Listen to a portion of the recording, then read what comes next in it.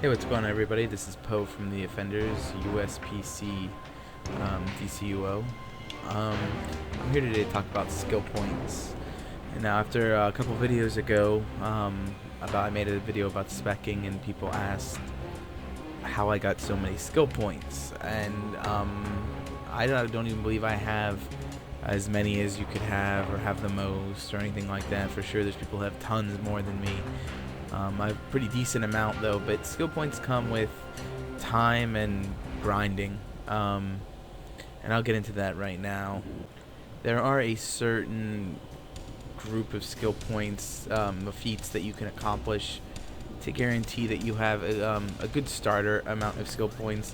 To see your feats, you go to your deeds tab in your menu, and you click on feats. The very first thing you'll notice is it will show you a little recent accomplishments screen pop up. It'll show you the last 3 feats that you got. It'll show you how many feats you accomplished out of how many feats are in the game, and then it shows you the groups in which the feats have been accomplished.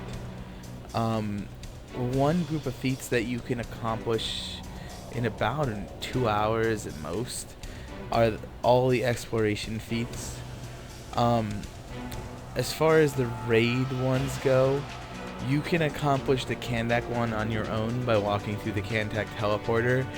You can pretty much avoid all the monsters in there and run through the instance just to get this feat. When it comes to the final area, which is the final boss fight room, I don't know if it's still true, but to get the feat, you used to be able to just get on top of the building where you fight the boss, and it would give it to you. I don't know if they changed that or not. With the other 2 Batcave raids, you have to complete them pretty much to get them. However, every other feat you can get just by going to the areas. With some of the alert feats, you might have to do the alert, but if you're level 30 and you're fresh, doing these shouldn't be an issue. You should be able to get through them. The exploration feats, I mean, if you just aim for the Gotham and the Metropolis ones, you will get feats that are worth it. If you click on the main exploration button, you'll notice overall feats. So if you get all the feats in the Metropolis tab, you get another feat for Metropolis. Now, if you notice all the feats in the Metropolis tab, there are quite a bit of them. It looks like there's about 10 or so. Each of these gives you a tenth of a skill point, 10 feat points. So if you complete all these feats, you will gain 1 skill point right there. Plus, you will get this feat here, which will give you an additional half skill point.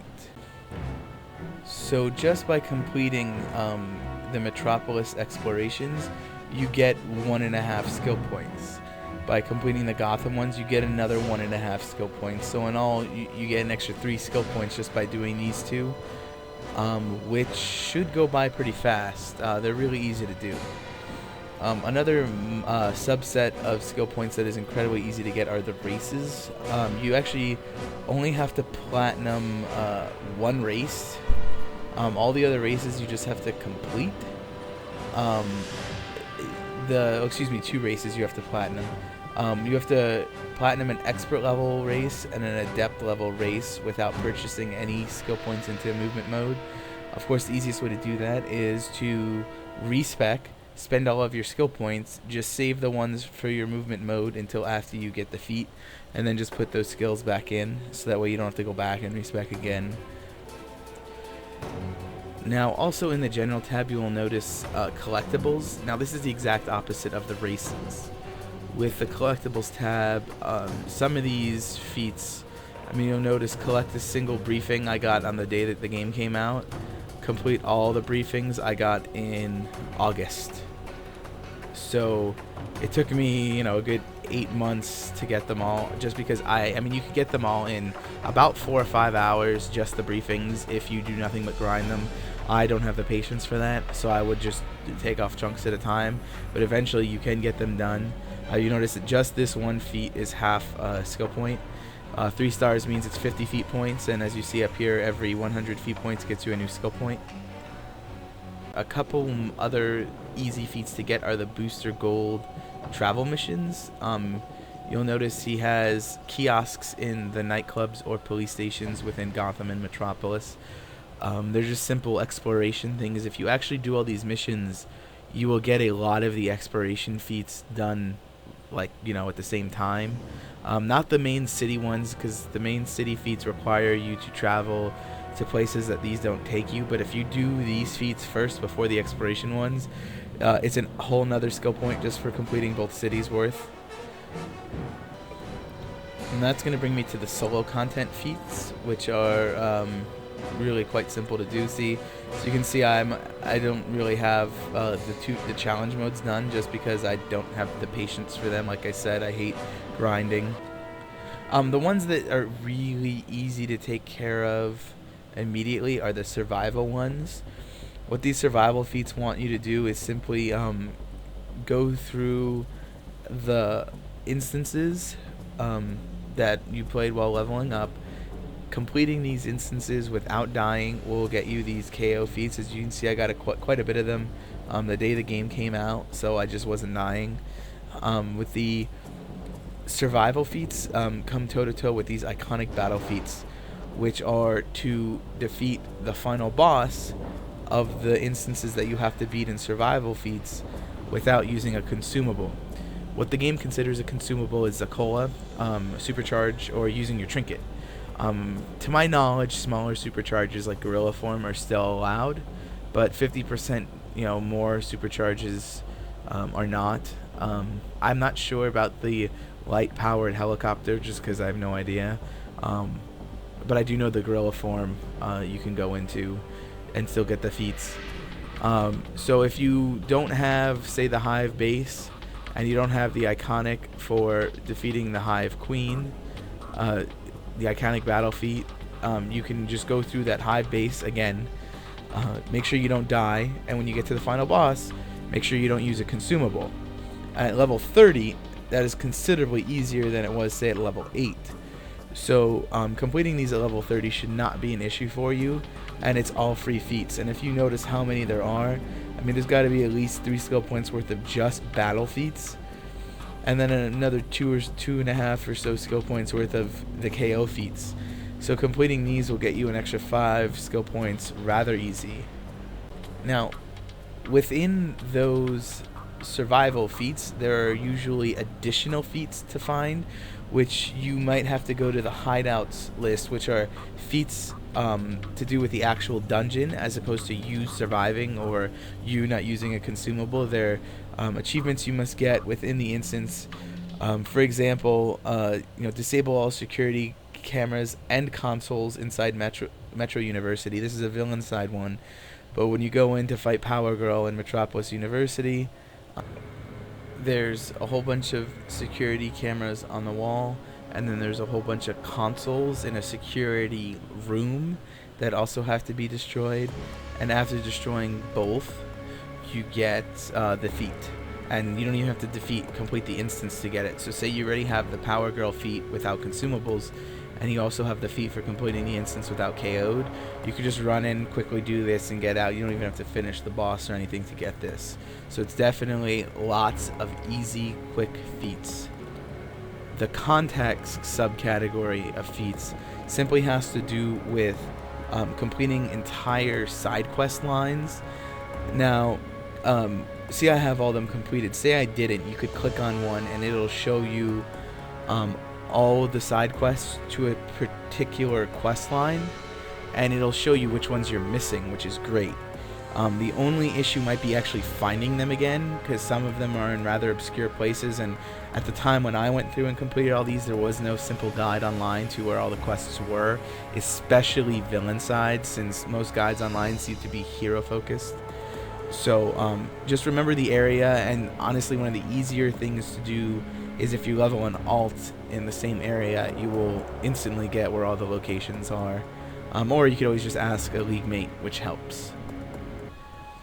Now you can kind of see where I'm going with this. I'm not going to baby you through every sub-menu of every feat.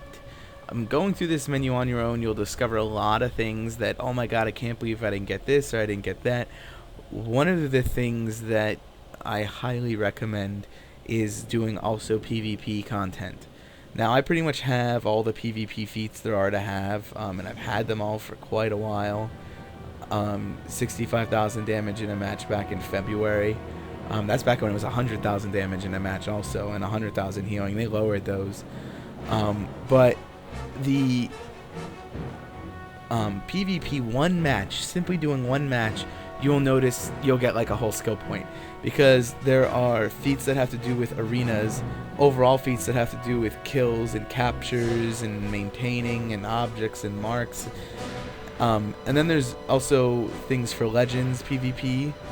So you'll notice that and there's dueling feats as well. Those are somewhat newer though. So PvPing is actually a huge source of skill points, because you'll notice that there are tons of 3-star and 2-star feats. So a vast amount of feats in PvP will give you a quarter or half a skill point, which adds up pretty quickly. Not to mention the iconic styles, which you get from the PvP gear as well. So it's great because you can, I mean, if you look at all of them, they're all half a skill point. So my tier 3 DPS set, tier 2 PvP set, tier 2 Joker set, tier 1 Metallo set, all of them are half a skill point. So just these two right there, skill point. These two right there, skill point. Now mind you, there were times where I played this game where there weren't even tier 2 alerts yet. So I had almost 1,000 marks of triumph, and then once they added the tier 2 alerts, and there were only a couple, and all the raids getting done every week, I had probably close to accumulated 2,000 marks of distinction. So it was very easy for me to obtain these when they let us purchase the sets of armor.